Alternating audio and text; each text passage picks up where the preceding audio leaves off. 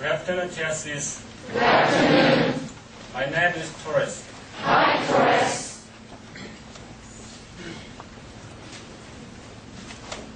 Mr. President, Mr. Speaker, and distinguished members of the Congress. I stand on this rostrum with a sense of deep humility.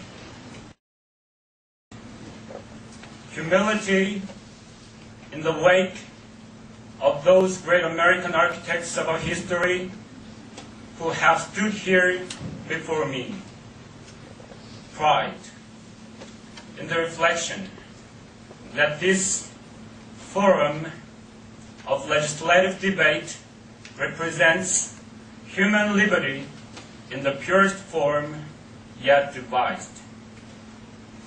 Here are centered the hopes and aspirations and faith of the entire human race. I do not stand here as advocate for any partisan cause, for the issues are fundamental and reach quite beyond the realm of partisan consideration.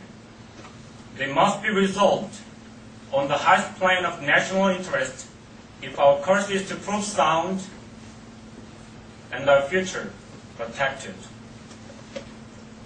I trust, therefore, that you will do me the justice of receiving that which I have to say, as solely expressing the considered viewpoint of a fellow American. I address you with neither rank nor bitterness in the fading twilight of life, but with but one purpose in mind: to serve my country. While I was not consulted prior to the President's decision to intervene in support of the Republic of Korea, that decision, from a military standpoint, proved a sound one. As I say it, proved a sound one as we hurled back the and decimated his forces. Our victory was complete and our objectives within reach when Red China intervened with numerically superior ground forces. This created a new world and an entirely new situation. A situation not contemplated when our forces were committed against the North Korean invaders.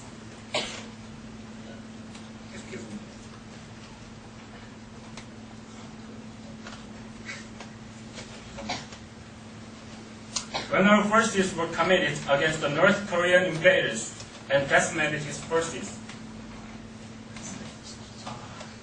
Invaders, a situation which called for new decision in the diplomatic sphere,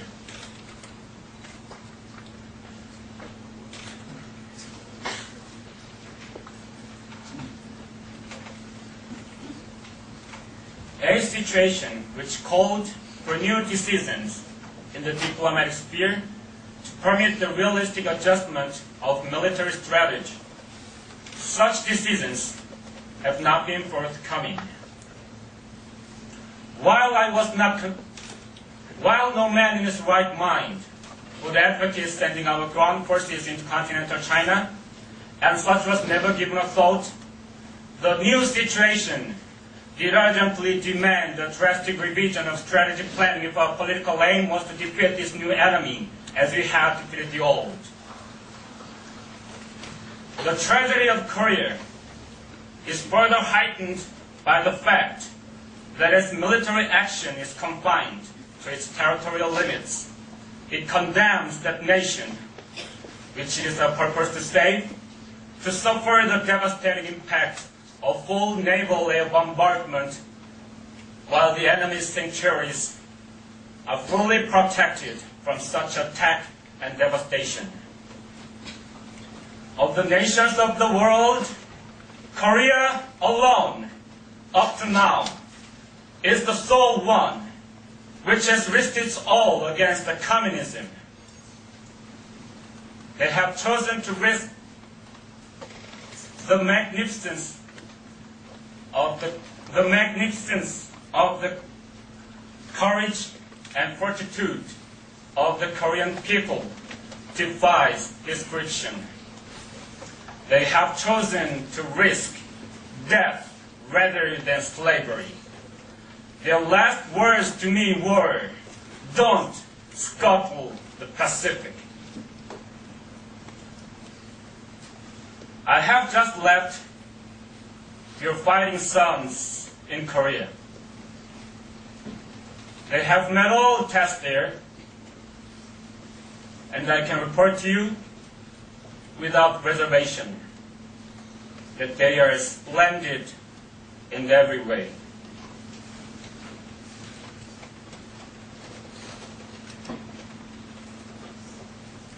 It was my constant effort to preserve them and end this savage conflict honorably with the least loss of time and the minimum sacrifice of life.